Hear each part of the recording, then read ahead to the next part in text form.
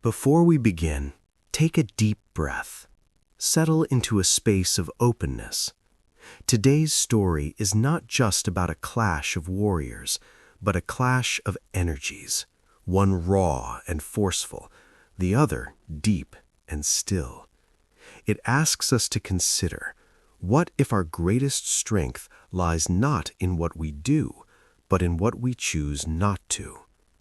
As you listen, I invite you to release your expectations of battle and victory.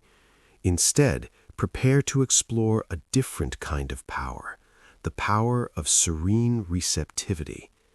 Let this tale gently challenge how you perceive conflict, insult, and true resilience. Quiet your inner noise and allow your mind to be a calm village square, ready to witness something profound. There once lived a great old warrior in a quiet, rustic village. Though his hair had turned gray and his body bore the marks of countless battles, his strength and skill were unmatched. He wore a long brown robe that flowed with his movements, and his calm, dignified presence inspired all who knew him. Around him, a group of students, dressed in simple brown clothes, gathered daily to learn from his wisdom and martial prowess. The warm sunlight filtered through the village's wooden houses and trees, casting a gentle brown glow that seemed to honor the warrior's legendary reputation. One day, a young, infamous warrior arrived at the village. He was youthful, muscular, and wore dark brown leather armor that highlighted his readiness for battle. His sharp eyes constantly scanned for weaknesses, and his expression carried both determination and arrogance. As he walked into the village gate, dust rose under his boots, drawing the attention of villagers and students alike.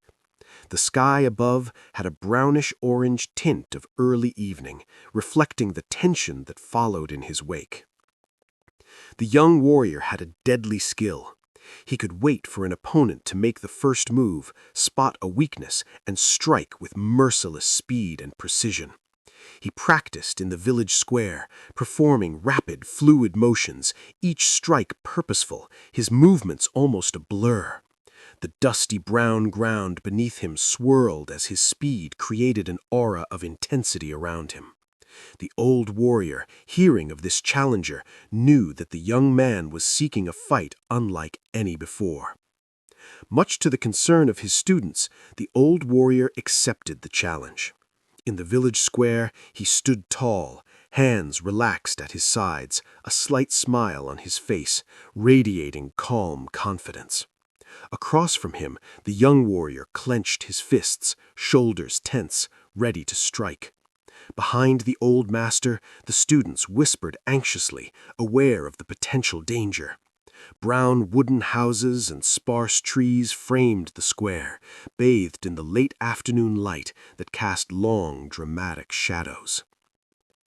The young warrior began his attack, not with his fists, but with words. Dirt flew as he spat and hurled insults, verbally assaulting the old warrior for hours with every curse and affront imaginable. Yet the old warrior remained motionless, eyes slightly closed, absorbing every insult with perfect calm. His students watched in shock and disbelief, unable to understand how he could endure such indignity without retaliation. Dust swirled around their feet as the young man finally exhausted himself, realizing he had failed. With his head bowed and shoulders slumped, he left the village in shame, the warm brown tones of the evening embracing his retreat.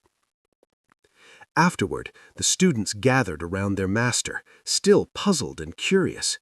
"How could you endure that? How did you drive him away?" they asked. The old warrior looked at them calmly and replied, "If someone comes to give you a gift and you do not receive it, to whom does the gift belong?" His words hung in the brown-hued sunlight, leaving the students with a lesson far deeper than any battle could teach, a lesson about patience, composure, and the wisdom of receiving without resistance. So where does the gift go if you refuse to accept it? It remains with the giver. The old warrior's lesson reframes every attack, every insult, not as something we must defeat, but as something we can simply choose not to own. His victory was a victory of inner space. He could not be reached because he offered no resistance. In our own lives, how often do we allow the harsh words, the provocations, the frustrations of others to land, take root, and steal our peace? True composure isn't about suppression. It's about discerning what is yours to carry and what is not. The young warrior left burdened by his own anger, while the master remained free, his spirit undisturbed. Let this story be a gentle reminder. Your peace is your fortress. Guard it not with walls of rage, but with the quiet, unshakable ground of non-acceptance. Carry this wisdom with you.